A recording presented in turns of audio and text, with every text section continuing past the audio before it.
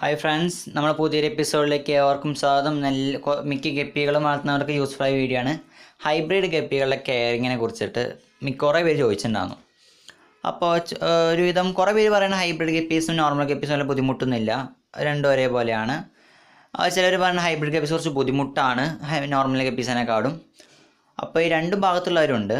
അപ്പോൾ എന്ന് വെച്ചാൽ എൻ്റെ ഒരു അറിവിൽ എന്ന് വെച്ച് കഴിഞ്ഞാൽ ഹൈബ്രിഡ് ഗപ്പീസിന് കെയറിംഗ് എന്ന് വെച്ചാൽ അവർക്ക് കുറച്ച് ഇമ്മ്യൂണിറ്റി പവർ കുറവായിരിക്കും, ഈ പ്രതിരോധശേഷി വളരെ കുറവായിരിക്കും മറ്റ് നോർമൽ ഗപ്പി വെച്ച് നോക്കുമ്പോൾ. എൻ്റെ ഒരു കൂടുതൽ നോർമൽ ഗപ്പീസിനാണ്. കാരണം വെച്ചാൽ ഈ നോക്കാത്ത സമയമൊന്നും ഇല്ലാത്തതുകൊണ്ട് തന്നെ ഞാൻ ഇപ്പോൾ ഭക്ഷണം ഫീഡ് ദിവസം കൊടുക്കും. പക്ഷേ എന്ന് വെച്ച് കഴിഞ്ഞാൽ pH ക്ലിയർ ആക്കി നോക്കുകയോ ടെമ്പറേച്ചർ നോക്കുകയോ അങ്ങനത്തെ ഒന്നുമില്ല. കാലാവസ്ഥ അനുസരിച്ചിട്ട് അവർ മാറുന്നുണ്ട്. പക്ഷേ ഹൈബ്രിഡ് ഗപ്പീസ് എന്ന് വെച്ച് കഴിഞ്ഞാൽ നമ്മൾ ഈ വേനൽക്കാലത്ത് പുറത്ത് കൊണ്ടുപോയിട്ടാലോ തണുപ്പ് കാലത്തൊക്കെ പുറത്തിട്ട് ഇട്ട് കഴിഞ്ഞാൽ ചിലപ്പോൾ ഇവർക്ക് വയ്യാണ്ട് ചത്തുപോകാൻ സാധ്യത വളരെ കൂടുതലാണ്. വെള്ളം പെട്ടെന്ന് മാറിക്കഴിഞ്ഞാൽ പെട്ടെന്ന് ചത്തുപോകും.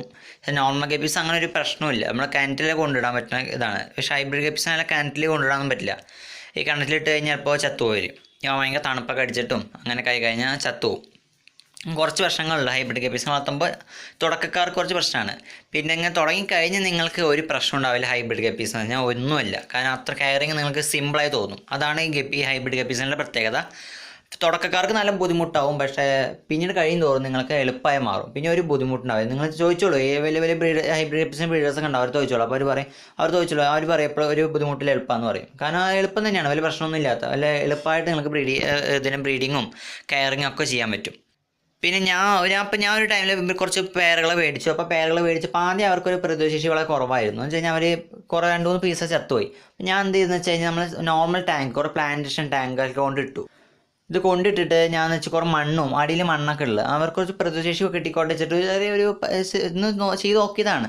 അപ്പോൾ ചെയ്ത് നോക്കിയപ്പോൾ എനിക്ക് കുറച്ചുകൂടി തോന്നി പെട്ടെന്ന് ബ്രീഡ് ആവുന്നുണ്ട്. അത്യാവശ്യം അവർ കുറച്ചും പ്രതിരോധശേഷി കൂടി വരുന്നുണ്ട്. ഇപ്പോൾ മഴയത്തും വേനലത്തൊക്കെ നമ്മൾ ഈ വേനലിൻ്റെ ചൂട് കാലത്ത് പോലും അവർ പുറത്താണ് കിടക്കുന്നത്. അവർക്കൊരു വലിയ പ്രശ്നമൊന്നും വന്നിട്ടില്ല. അപ്പോൾ അങ്ങനെ നിങ്ങൾ ചെയ്യാം. ഇവരെ വളർത്തുമ്പോൾ നിങ്ങൾക്ക് കുറേ പ്ലാന്റേഷൻ ടാങ്കൊക്കെ ആക്കുക. പ്ലാന്റുകളും ലൈവ് പ്ലാന്റ്സും കുറേ അങ്ങനത്തെ സാധനങ്ങളൊക്കെ വെക്കുകയാണെങ്കിൽ, ഫ്ലോട്ടിംഗ് പ്ലാന്റ്സും കുറച്ച് ആൽഗയൊക്കെ വെക്കുകയാണെങ്കിൽ, ആൽഗയൊക്കെ ഉള്ള ടാങ്കൊക്കെ ആണെങ്കിൽ ഇവറ്റങ്ങൾക്ക് പെട്ടെന്ന് ചത്ത് പോലെയൊക്കെ കുറയും. അതുകൊണ്ട് നിങ്ങൾ നല്ലോണം ഇവരെ വളർത്തിയെടുക്കാൻ പറ്റും. പിന്നെ ഈ ഫോട്ടോസിനുള്ളിൽ ഞാൻ എൻ്റെ വാട്സാപ്പ് ഗ്രൂപ്പിൽ വന്ന കുറച്ച് സെയിൽ പോസ്റ്റുകളാണ്, വീഡിയോസാണ് ഇട്ടിരിക്കുന്നത്. അപ്പോൾ വീഡിയോയിലൊക്കെ മേലെ നിങ്ങൾക്ക് നമ്പറുകൾ ഉണ്ടാവും ആൾക്കാരുടെയൊക്കെ. അവരെ വേണമെങ്കിൽ നിങ്ങൾക്ക് നമ്പർ കോൾ ചെയ്തിട്ട് വിളിക്കാം, അവരുടെ സാധനങ്ങളൊക്കെ ഓർഡർ ചെയ്യാം, ഒരു കുഴപ്പമൊന്നുമില്ല. അല്ലെങ്കിൽ നിങ്ങൾക്ക് കൂടുതൽ ഗപ്പീസിനൊക്കെ വേണമെങ്കിൽ നമ്മളെ ഗ്രൂപ്പുകളിൽ സെയിൽ ചെയ്യുന്നുണ്ട്. നിങ്ങൾക്ക് ഗ്രൂപ്പ് ജോയിൻ ചെയ്യണമെന്ന് പറഞ്ഞാൽ മതി, ഞാൻ നിങ്ങളെ നിങ്ങളെ ഗ്രൂപ്പിൽ ആഡ് ചെയ്തോളാം. അപ്പോൾ നിങ്ങൾക്ക് ഇതുപോലെ കുറേ ഫിഷുകളൊക്കെ മേടിക്കാൻ പറ്റും. അപ്പോൾ ഇവർക്ക് ഞാൻ ചോദിച്ചിട്ടല്ല കേട്ടോ ഈ വീഡിയോ ഇട്ടത്. എനിക്ക് കിട്ടിയ മറ്റേ കോപ്പിറൈറ്റൊക്കെ ഉള്ളതുകൊണ്ടേ നമുക്ക് പുറത്തുനിന്ന് വീഡിയോസ് എടുക്കാൻ പറ്റില്ല. ഈ യൂട്യൂബിൽ വീഡിയോ എടുക്കുമ്പോൾ ശ്രദ്ധിക്കണം. അപ്പോൾ ഞാൻ പിന്നെ ഇത് കണ്ടപ്പം എടുത്തതാണ്. അവർക്ക് എന്തായാലും ചോദിക്കാൻ ഓരോ പേർക്ക് അറിയില്ല. നമ്മൾ ഈ വാട്സാപ്പിൽ വന്ന വീഡിയോസ് കണ്ടപ്പോൾ അതിൽ ആരയച്ചൊന്നുമില്ല. അപ്പോൾ ഞാൻ കുറച്ച് വീഡിയോസ് എടുത്തതാണ്. അപ്പോൾ നിങ്ങൾ അവരിൽ നിന്ന് മേടിക്കുമ്പോൾ അവർക്കത് ഉപകാരപ്പെട്ടുള്ളൂ അത്. അപ്പോൾ നിങ്ങൾക്ക് അതിൽ വേണമെങ്കിൽ അവരൊന്ന് കോൾ ചെയ്യുക, ഇതിലൊക്കെ കൊടുക്കേണ്ട നമ്പറുകൾ. ഓക്കെ. അപ്പോൾ ഹൈബ്രിഡ് ഗപ്പീസ് ഇത്ര തന്നെ ഉള്ളൂ, വലിയ പ്രശ്നമുള്ള കാര്യങ്ങളൊന്നുമല്ല. പിന്നെ ഇവർ ഫുഡ് എന്ന് പറയുന്നത് നിങ്ങൾക്ക് ആർട്ടീമിയ പോലെ ഫീഡ് കൊടുക്കാം, അല്ലെങ്കിൽ മറ്റ് സാധാരണ മൊയിനെ കൊടുക്കാം, ബ്ലഡ് ബംസ് കൊടുക്കാം, അല്ലെങ്കിൽ താനെ പെല്ലറ്റ് വരെ കൊടുക്കാം. ഈ ചെമ്മീൻ തീറ്റ അതൊക്കെ നമുക്ക് ഫീഡ് ചെയ്യാൻ പറ്റുന്നതാണ്, വലിയ കുഴപ്പമൊന്നുമില്ല. പിന്നെ pHൻ്റെ കാര്യത്തിലൊക്കെ നിങ്ങൾ ശ്രദ്ധിക്കുക. ഓക്കെ. പിന്നെ ടെമ്പറേച്ചറും അധികമായി കൂടായിരിക്കും. ഈ ചൂട് കാലത്തൊക്കെ നല്ല വെള്ളം ചൂടാവാതെ ശ്രദ്ധിക്കുക. ഹൈബ്രിഡ് ഗപ്പീസുകളിലൊക്കെ മിക്കവരും ഹൈബ്രിഡ് ഗപ്പീസിനെ അങ്ങനത്തെ പുറത്തിട്ട് വളർത്താറില്ല. കൂടുതൽ അവർ വല്ല റൂമിനുള്ളിലോ അല്ലെങ്കിൽ മേലെ ഷെഡിൻ്റെ അടിയിലൊക്കെ ആയിട്ട് വളർത്താറ്. വെയിലടിക്കാത്ത രീതിയിലൊക്കെ തണുപ്പുള്ള രീതിയിലൊക്കെയാണ് ഈ ഹൈബ്രിഡ് ഗപ്പീസിനെ ആൾക്കാർ വളർത്താറ്. അത് അവർക്ക് കൂടുതലും സംരക്ഷണം നൽകുന്നുണ്ട്. നമുക്ക് ഒന്നുകൂടി ചിലർ പുറത്ത് വളർത്തുന്നവരൊക്കെ പെട്ടെന്ന് ചത്തുപോകാറുണ്ട്. എന്ന് വെച്ചാൽ ഈ വെയിലും മഴകളൊക്കെ അടിക്കണോണ്ട് പെട്ടെന്ന് കൊണ്ടിടുന്നതുകൊണ്ടാണ്. ഇപ്പോൾ ഈ ഹൈബ്രിഡ് ഗപ്പീസിൻ്റെ കുഞ്ഞുങ്ങൾ നമ്മളെ പുറത്തുണ്ടായിട്ട് അവർ വളർന്നുണ്ടായവരാണെങ്കിൽ അവർക്ക് പ്രശ്നം ഉണ്ടാവില്ല. എന്ന് വെച്ചാൽ നമ്മളൊരു കുഞ്ഞുങ്ങളെ കുറച്ച് ഹൈബ്രിഡ് ഗപ്പീസും പുറത്ത് കൊണ്ടിട്ടു, അവർക്ക് കുട്ടികളുണ്ടായി. ആ കുഞ്ഞുങ്ങൾ ആ സാഹചര്യത്തിലാണ് വളർന്നു വരുന്നതെങ്കിൽ പിന്നെ അവർക്ക് അങ്ങനെ പ്രശ്നം ഉണ്ടാവില്ല. ഇമ്മ്യൂണിറ്റി പവർ കൂടും, അവർക്ക് പ്രതിരോധശേഷി വളരെയധികം കൂടും അവർക്ക്. അപ്പം അങ്ങനെ നിങ്ങൾക്ക് ഇവരെ ഓരോ ജനറേഷൻ കഴിയുന്തോറും ഇങ്ങനെ കുറച്ചുകൂടി പ്രതിരോധശേഷി കൂട്ടി കൊണ്ടുവരാൻ കഴിയും ഒരുവിധം. അപ്പോൾ നിങ്ങൾ അങ്ങനെ ചെയ്ത് നോക്കുക. അപ്പോഴൊക്കെ നിങ്ങൾ ചത്തുപോകാണ്ട് വളരെ നിങ്ങൾ നല്ലോണം കിട്ടും. പിന്നെ നല്ല ബ്രീഡിനെ നോക്കി മേടിക്കുക, നല്ല ഹെൽത്തിയായ ബ്രീഡിനെ നോക്കി മേടിക്കുക. വെറുതെ നിങ്ങൾക്ക് ഇത് കണ്ടിട്ടൊന്നും മേടിക്കുകയാണ് നല്ല. നിങ്ങൾ പോയിട്ട് അതിൻ്റെ ഹെൽത്ത് നോക്കിയിട്ട് ആ ഷോപ്പിലോ അല്ലെങ്കിൽ ആ ബ്രീഡറിൻ്റെ ക്ലിയർ ആയിട്ട് നോക്കി മനസ്സിലാക്കി മേടിക്കുകയാണ് അത്രയും നല്ലതാണ്. അല്ലെങ്കിൽ നിങ്ങൾക്ക് മേടിക്കാം. ഇപ്പോൾ red fan tail HD guppy അതൊക്കെ നല്ല ഇപ്പോൾ ഈ കാണുന്നുകൊണ്ടിരിക്കണം, അതൊക്കെ നല്ല ബ്രീഡുകളാണ് കേട്ടോ. അങ്ങനെ കുറേ വെറൈറ്റി ഇഷ്ടംപോലെ ഹൈബ്രിഡ്സ് ഉണ്ട് കേട്ടോ. ഇതിനൊക്കെ നമുക്ക് വീട്ടിൽ ഈ സുഖമായിട്ട് വളർത്താൻ പറ്റിയത് തന്നെയാണ്, വലിയ പ്രശ്നമൊന്നുമില്ല. അപ്പോൾ ഇത്രയൊക്കെ തന്നെ ഉള്ളൂ, വലിയ കെയറിങ് ആയിട്ട് വേറെ ഒന്നും വരുന്നൊന്നുമില്ല ഈ ഗപ്പീസിൻ്റെ കാര്യത്തിൽ. നിങ്ങൾ ചെയ്യുമ്പോൾ എന്ന് വെച്ചാൽ പ്ലാന്റേഷൻ ടാങ്ക് ആക്കുക, ലൈഫ് പ്ലാന്റ്സ് കുറേ വെച്ച് കൊടുക്കുക, ആൽഗെ ഫോം ചെയ്യുക, അവരെ കുറച്ച് മണ്ണൊക്കെ ഇടുകയാണെങ്കിൽ കുറച്ചുകൂടി നല്ലതാണ്. മണ്ണിൽ നിന്ന് കുറേ ഫീഡൊക്കെ കിട്ടും അവർക്ക്. അങ്ങനെയൊക്കെ ചെയ്യുമ്പോൾ കുറച്ച് പ്രതിരോധശേഷിയും അവർക്ക് കുറച്ച് കൂടും, അവർക്ക് മണ്ണായിട്ട് കുറച്ച് ഇടപെടുമ്പോഴൊക്കെ.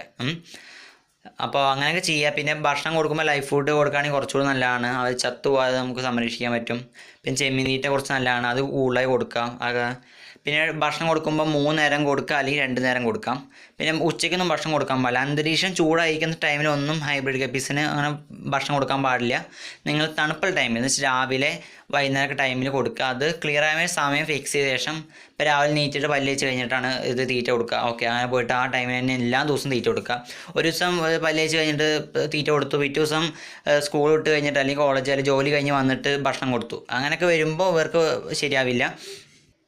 അപ്പോൾ ഭക്ഷണം കൊടുക്കുന്ന കാര്യം ഒന്ന് ശ്രദ്ധിക്കുക. പിന്നെ വീട്ടിനുള്ള വളർത്തുന്നെങ്കിൽ നിങ്ങൾ 8 മണിക്കൂറെങ്കിലും ലൈറ്റ് ഇട്ട് കൊടുക്കുക. ചില പേരുണ്ട് ലൈറ്റ് ഇട്ട് കൊടുക്കില്ല, കറണ്ട് ബില്ല് ലാഭിക്കാന്ന് വെച്ചിട്ട് ലൈറ്റ് ഇട്ട് കൊടുക്കില്ല സാധനത്തിന്, ഗപ്പീസിന്. എന്നിട്ട് അങ്ങനെ പ്രശ്നം ഉണ്ടാവാറുണ്ട്. പക്ഷേ ലൈറ്റ് ഇട്ട് കൊടുക്കണം, നിങ്ങൾ 8 മണിക്കൂർ ലൈറ്റ് ഇട്ട് കൊടുക്കണം. ചില പേര് ഭംഗി എപ്പോഴും കണ്ടുകൊണ്ടിരിക്കാൻ വേണ്ടി എന്ത് ചെയ്യും, അല്ലെങ്കിൽ 24 മണിക്കൂർ ലൈറ്റ് ഇട്ട് വയ്ക്കണവരുണ്ട്. അപ്പം അങ്ങനെയും ചെയ്യാൻ പാടില്ല. നിങ്ങൾ കൃത്യമായിട്ടൊരു 8 മണിക്കൂർ മാത്രം ലൈറ്റ് ഇട്ട് വയ്ക്കുക. ഓക്കെ. പിന്നെ പുറത്തായി വളർത്തുന്നവർക്ക് ആ പ്രശ്നമില്ല, ലൈറ്റിനും പ്രശ്നമില്ല. അതുകൊണ്ടാണ് ഞാൻ മിക്കതും പുറത്ത് വളർത്തുന്നത് മീനുകളൊക്കെ. കാരണം എനിക്ക് ഈ ലൈറ്റ് ഇട്ട് കൊടുക്കുന്ന ലൈറ്റ് ഓണാക്കലോ ഓഫാക്കലൊക്കെ ഭയങ്കര മടിയാണ്. അപ്പം ഞാനത് ചെയ്യാറില്ല. അപ്പോൾ ഞാൻ എല്ലാ മീനുകളൊക്കെ പുറത്ത് വളർത്തുക. കാരണം അവരൊക്കെ സൂര്യൻ ഉണരുമ്പോൾ ലൈറ്റും വരും.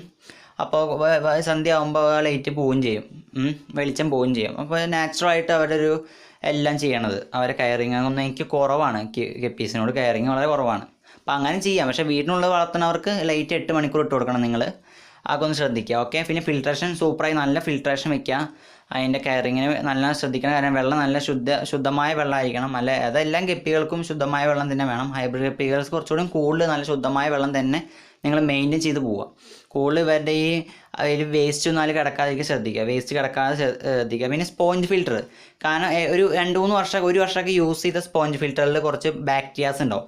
അത് ഈ ഹൈബ്രിഡ് ഗപ്പികളുടെ വളർച്ചയും അതുപോലെ തന്നെ അവരുടെ നിലനിൽപ്പിനും വളരെ ഉപകാരപ്പെടുന്ന കുറച്ച് ബാക്ടീരിയസ് ആണ്. അത് ഇങ്ങനത്തെ ഈ സ്പോഞ്ച് ഫിൽറ്ററിലൊക്കെയാണ് ഇത് ഫുൾ ഫോമായിട്ട് കാണും. ഈ സ്പോഞ്ച് ഫിൽറ്റർ നമ്മൾ കഴുകാൻ പാടില്ല പറയും. ഒരു 50% 60% 40% വെള്ളമൊന്നും സ്പോഞ്ച് ഫിൽറ്റർ ഒന്നും കഴുകാൻ പാടുള്ളൂ. ഒന്ന് വെള്ളത്തിലൊന്ന് മുക്കി ഒന്ന് എടുക്കുക. കൂടുതൽ ബാക്ടീരിയ പോകാതിരിക്കാൻ വേണ്ടിയാണ് അങ്ങനെ പറയണത്. എന്നിട്ട് ആ സ്പോഞ്ച് ഫിൽറ്ററാണ് നിങ്ങൾ സെറ്റ് ചെയ്യേണ്ടത്. സ്പോഞ്ച് ഫിൽറ്ററിൻ്റെ വീഡിയോ നമ്മൾ ചെയ്തിട്ടുണ്ട് കേട്ടോ, സംശയമുള്ളവർക്ക് പോയി കാണാം, ക്ലിയർ ആയിട്ട് പറയണ്ടായില്ല. ഓക്കെ. അപ്പം അങ്ങനെ ബാക്ടീരിയാസ് വരാൻ വേണ്ടി സ്പോഞ്ച് ഫിൽറ്റർ അല്ലെങ്കിൽ പഴയ കല്ലുകൾ, ഈ സ്റ്റോണൊന്നും അധികം നല്ലോണം കഴുകാൻ പാടില്ല. സ്റ്റോണിലൊക്കെ ഈ ബാക്ടീരിയാസ് ഉണ്ടാവും. അപ്പോൾ ഇങ്ങനെ ബാക്ടീരിയാസ് നിങ്ങൾ ഫോം ചെയ്യുകയാണെങ്കിൽ അപ്പോൾ നിങ്ങൾക്ക് നല്ലോണം ഇവരെ നിലനിൽക്കാൻ പറ്റും. പിന്നെ ആദ്യം പറഞ്ഞ പോലെ പറയുകയാണെങ്കിൽ ആൽഗയാണ് മെസ്റ്റ് കാര്യം. ഗ്രോത്തിനും എല്ലാത്തിനും ഇവരെ നിലനിൽപ്പിന് തന്നെ വളരെ ഉപകാരപ്പെടുന്ന ഒന്നാണ് ആൽഗെ. പക്ഷെ ആൽഗെ നിങ്ങൾക്ക് വെള്ളത്തിൽ ഫോം ആക്കാൻ വെച്ചാൽ ഫുൾ ആൽഗെ പച്ചനിറമാക്കുക വെള്ളം. പക്ഷെ അത് അക്വേറിയത്തിൽ ഒരിക്കലും നടക്കില്ല. അക്വേറിയത്തിൽ ഫുൾ പച്ചനിറമാക്കി കഴിഞ്ഞാൽ മീനൊന്നും കാണാൻ പറ്റില്ല. നമ്മൾ കാണാൻ വേണ്ട മീൻ അതിലിടാം. പക്ഷേ ആൽഗെ വെള്ളത്തിൽ അക്വേറിയത്തിൽ ഫോം ആക്കി കഴിഞ്ഞാൽ മീനൊന്നും കാണാൻ പറ്റില്ല. പക്ഷേ പുറത്തുള്ളവർക്കൊക്കെ ഫോം ആക്കാൻ യാതൊരു കുഴപ്പമൊന്നുമില്ല. നല്ലോണം ബ്രീഡിങ് നടക്കും. ഇതിൻ്റെ കുഞ്ഞുങ്ങളുടെ ഗ്രോത്ത് പെട്ടെന്ന് ഉണ്ടാവും, ഇവരുടെ ഗ്രോത്തും പെട്ടെന്ന് തന്നെ ഉണ്ടാവും. കളറൊക്കെ നല്ല കളറായി വരും. അതുപോലെ ഡ്രിഫ്റ്റ് വുഡ് നിങ്ങൾ മരത്തിൻ്റെ കഷ്ണം എന്തെങ്കിലും ഇപ്പോൾ തൊടിയിൽ നിന്നൊരു മരക്കഷ്ണം കിട്ടുകയാണെങ്കിൽ ആ മരക്കഷ്ണം എടുത്തിട്ട് എന്ത് ചെയ്യുക, ഒന്ന് ചൂടുവെള്ളത്തിൽ നല്ലോണം വൃത്തിയാക്കിയ ശേഷം, അതിൽ കുറേ അണുക്കളൊക്കെ ഉണ്ടാവും, അപ്പോൾ അതൊക്കെ നല്ല വൃത്തിയാക്കിയ ശേഷം എന്ത് ചെയ്യുക, നല്ല വെയിലത്തിട്ട് ഉണക്കി എടുത്തിട്ട് അത് വെള്ളത്തിൽ കുറേ കെട്ടി തൂക്കി വെക്കുക. അല്ല കല്ലിൽ കെട്ടിയിട്ട് മുക്കി വെക്കുക ആ മരം. അപ്പോൾ അത് കുറേ നാളിങ്ങനെ നിന്ന് കഴിഞ്ഞാൽ അത് എന്ത് ചെയ്യും, ആ വെള്ളത്തിൽ തന്നെ വെള്ളമുള്ളിൽ കയറിയിട്ട് കനം കൂടിയിട്ട് അത് മുങ്ങിക്കിടക്കും. അങ്ങനെ ഡ്രിഫ്റ്റ് വുഡായി നിങ്ങൾക്ക് അത് യൂസ് ചെയ്യാം. ചിലതിന് വെള്ളം ബ്രൗൺ കളർ ആവും കേട്ടോ, അതൊന്ന് ശ്രദ്ധിക്കുക. ചില മരങ്ങൾ കുഴപ്പമുണ്ടാവില്ല. ഈ കാപ്പിയുടെ ഒക്കെ മരം നമ്മൾ നല്ല ഭംഗിയുള്ളതില്ലേ, അതൊക്കെ നല്ലതാണ്. ഈ ഡ്രിഫ്റ്റ് വുഡ് ഇതുപോലെ നല്ലോണം തന്നെ മീനുകളുടെ പ്രതിരോധശേഷിക്കൊക്കെ വളരെ നല്ലതാണ്. ഇതിൽ ചില ബാക്ടീരിയസ് ഒക്കെ അവർ താമസിക്കുന്ന കോളനിയെ താമസിക്കും ഈ ഡ്രിഫ്റ്റ് വുഡിലും. അത് വളരെ നല്ലത് തന്നെയാണ്, നമ്മുടെ ഗപ്പീസിന് പ്രത്യേകിച്ച് നല്ലത് തന്നെയാണ്. അപ്പോൾ ഇത്രയൊക്കെ തന്നെ ഉള്ളൂ. ഇനി വല്ല മറന്നു പോയെന്ന് എനിക്ക് അറിയില്ല. അപ്പോൾ എന്തെങ്കിലും ഇനി വല്ല സംശയങ്ങൾ കമൻറ്റ് ചെയ്യുക. അപ്പോൾ ഞാൻ റിപ്ലൈ തരാം. അല്ലെങ്കിൽ എൻ്റെ വാട്സപ്പ് നമ്പർ ഞാൻ കൊടുക്കേണ്ട വാട്സപ്പിൽ ഒന്ന് കമൻറ്റ് ചെയ്താൽ മതി. ഞാൻ എന്തായാലും തീർച്ചയായും റിപ്ലൈ തരുന്നതായിരിക്കും. അപ്പോൾ ബൈ, അടുത്ത വീഡിയോയിൽ കാണാം. പിന്നെ വല്ല വീഡിയോസൊക്കെ ചെയ്യണമെങ്കിൽ കമൻറ്റ് ബോക്സിൽ കൊടുക്കുക. ഇപ്പം ഇന്നൊരാൾ കമൻറ്റ് ചെയ്തൊരു ഇതാണ് കമൻറ്റാണിത്, ഈ ഹൈബ്രിഡ് ഗപ്പിസിനെ കെയറിങ്ങിനെ പറ്റി. അപ്പോൾ ഞാൻ ഇന്ന് തന്നെ വീഡിയോ ചെയ്തു. അപ്പോൾ അതിൽ വീഡിയോസൊക്കെ ചെയ്യണമെങ്കിൽ നിങ്ങൾ പറയാം. എനിക്ക് ലീവാണ്, ഇപ്പോൾ ഒരു ഫ്രീ ആയി നിൽക്കുകയാണ് ഞാൻ, അതുകൊണ്ട് തന്നെ കുറേ വീഡിയോസ് ചെയ്യാൻ പറ്റും.